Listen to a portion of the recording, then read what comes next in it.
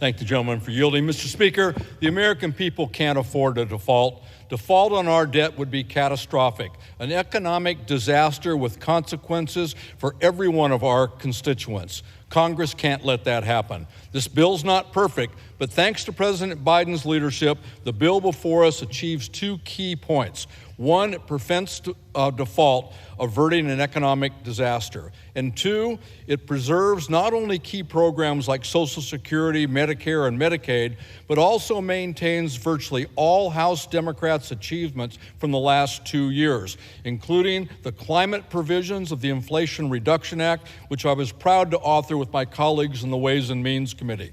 Despite where Republicans started, the president has negotiated legislation that protects Medicaid and the Inflation Reduction Act, the CHIPS Act, the PACT Act, which provides for veterans' health care. Now, I share some of my colleagues' concerns with the bill. I'm particularly opposed to the Republicans' demand to cut mental health care.